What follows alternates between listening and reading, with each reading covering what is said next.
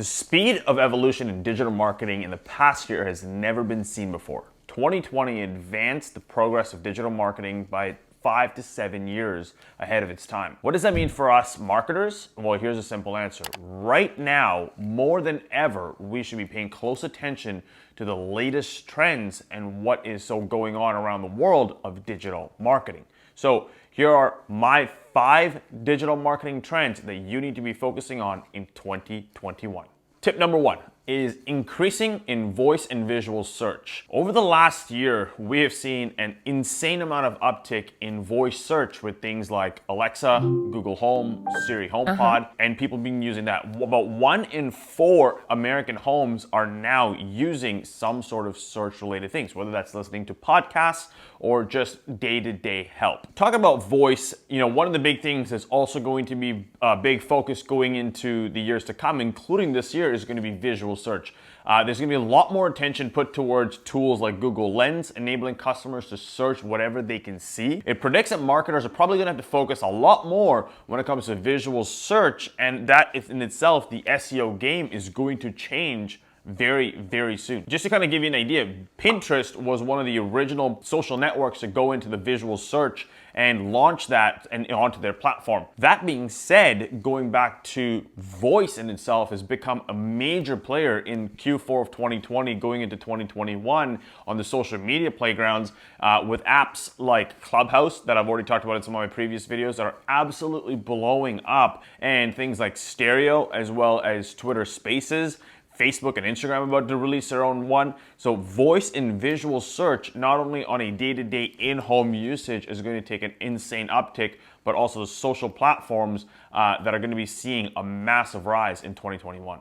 Trend number 2, live streams and an increase in influencer marketing and content. Now, while stay-at-home orders were rolled out at the end of Q1 for 2020 across the world, most people were literally taken away the opportunity to have in-person connections, in-person meetings, in-person events with their friends. That transitioned into things like live streams, whether that was hanging out with their friends on Zoom or watching some of their favorite celebrities or artists do a live stream, or even attending an online virtual summit or an event to increase their knowledge. Now, I run a company at GrowRev, and our entire business had to shift in a matter of 3 to 4 weeks because we fulfilled some of the biggest in-person events. In the midst of this entire stay-at-home orders that were coming out, we were in the midst of one of our biggest event runs across Australia. And at that time, our company and our client had to literally sit down and figure out what we could do and transition. And one of the biggest moving factors that helped us was relying on softwares like Zoom, which eventually transition into being one of the biggest blessings in disguise for our clients. That being said, on Facebook, live viewing spiked by about 50% during the lockdown periods, and while viewings on Instagram surged to over 70%.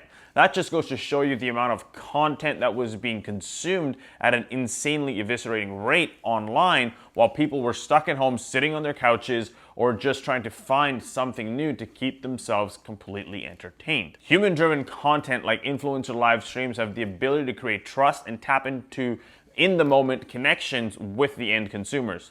Influencers that started to spend more time online through videos and live streams and sharing their content on a daily basis or weekly basis, brands started to notice the uptick of views and started to double down on influencers that were taking on live streams because it was the quickest way for their products or services to have or create that trust and tap into that, like I said, in-the-moment connection that most brands look for and with an in-person feel. Trend number 3, inclusivity is becoming a much bigger facet in today's digital environment. In 2020, the amount of events that happened that had a movement and inclusivity behind it through issues in modern society was astounding. And those were the movements that made a big difference and actually proved, not only from a human behavior perspective, but from an inclusivity perspective, where people just wanted to be part of something. These movements created more of a connection for every single part, where the world was feeling like it was divided, but human behavior in itself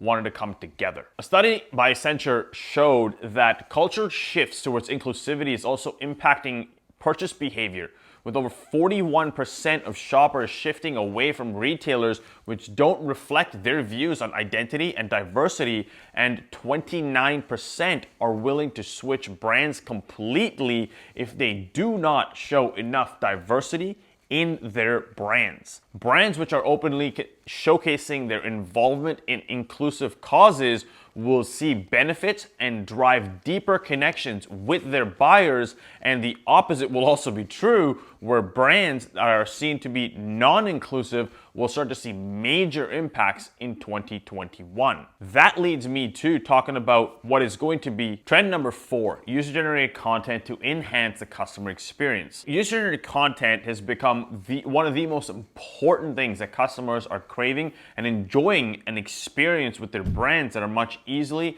and much more memorable. Now, user-generated content has been a massive and most effective way for brands to create a content for them to share. One of my other companies in the software space heavily focused on user-generated content. When we saw brands implementing that, the inclusivity, like we talked about in our trend number 3, increased massively because the end consumer was able to create a piece of content that the brands could repurpose, and then the brands were now being able to tag and share and increase that brand effectiveness, the brand awareness, just by the content that was created by the users of their product and or services. Trend number 5, easy to consume content. One of the big things that we saw in 2020 was that people wanted content they could easily consume, they could lean on. Like I mentioned in one of our previous trends, that people were spending a lot more time consuming content at an insane rate. That created people that were willing to double down and listen to things and learn from on podcasts, whether it was through YouTube or Spotify. Currently, as it speaks, studies have shown that over 55% of Americans are currently consuming podcasts, whether that's driving, whether that's in the shower, whether that's just laying on the couch and just trying to figure out what they want to learn and consume at any given moment. Also, short form content has started to pick up and become a much bigger play from what we talked about in trend number 1, which is an audio-driven format.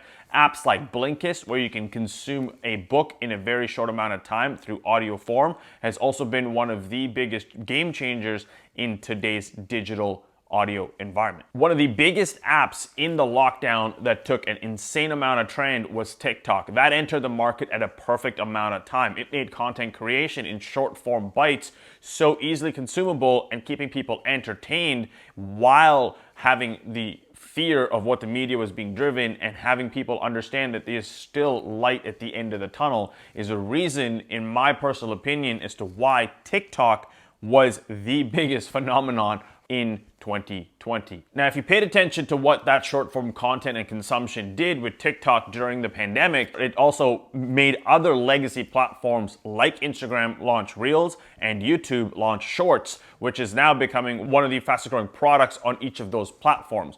Reels and Shorts, in my opinion, are here to stay and going to be staying for a long time. So these are my top 5 trends that you need to be implementing in your business in 2021, especially in the digital marketing age. While countries and continents are still currently locked down, focusing on these 5 trends are going to make a massive difference in your business. And the reason why I can say that with true conviction is I saw what happened firsthand from a business that focused on offline events and offline trends to having to shift and pivot within about 3 to 4 weeks. Majority of my clientele to an online platform 100% focused using some of the stuff that I talked about, and it paid massive dividends for us and for our clients. Now, if you like videos like this, do me a favor and leave me a comment on which one of the trends that you're going to be implementing in your business this year. As well, do me a favor, hit that like button, because if you like this content, there's a bunch of other people out there that are probably in the same boat as you, looking and searching and wanting to know how they can capitalize on the top trends of 2021. So do me a favor, hit that like button. And if you haven't already, hit that subscribe button, because I look forward to seeing you very soon.